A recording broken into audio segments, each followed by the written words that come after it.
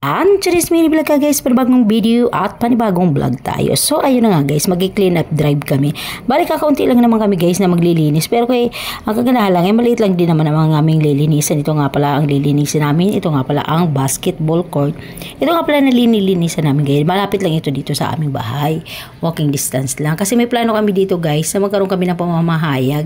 Kaya naman, magbibuild na kami ng relationship. Para ganyan. Siyempre kung maghihiram ka ng isang lugar, pasigilite o ano, syempre magkano ka muna, magpakita ka muna ng kagandahang loob para pahiramin. Katulad din yan guys ng pag magpapaalam ka sa magulang mo, syempre maghugas ka muna ng pinggan o magwalis-walis ka, ganyan din ang pagpapaalam sa community. Pare-parehas. So wala, kunti lang din naman kami.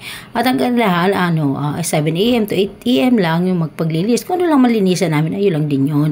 So yun na nga guys, bali yan, si Angelica yan, tapos ako. Tapos si Ka Saldi, si Katya, mag-asawa. Then dumating din si Kasara at saka si Kajep. And then si Ka Jerwin. Yan. So kami lang. Yan si Ka Jerwin ang aming manggagawa. So ayan, linis-linis. Nakakalapang 2 linis na naman ito guys. So naipon na rin mga daon. No? Hulog ng hulog yun sa mga puno. Nakadalawang beses na kami dito na actually pinayagan naman kami na magsagawa kami ng pamamahayag. Kaso sabi namin ulit-ulit pakita ulit kami. Sa 25 ang gaganapin namin pamamahayag. Pero ngayon, in-advance na namin. Kasi para 2 Sabado ang aming mag-community kami service. Sa Sabado at saka sa susunod pa na Sabado. Kasi hindi mo na kami mag-community pamamahayag sa kasi nga walang pasok, magsisiuwian. Maraming mga trabahador dito.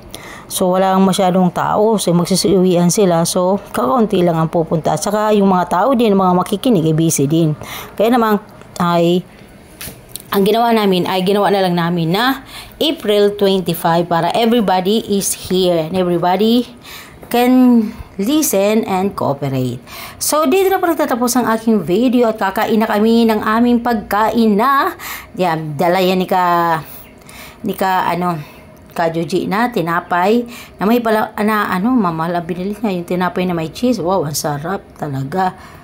Nakakain pa nga ako kanina. Naku, Diyos ko dahil matataba talaga ako nito. So, ayun na nga, binuksan na ni Ka Joji at kami daw ay merienda na ng pandesal. Masarap yan, yung may cheese. Masarap pala yan.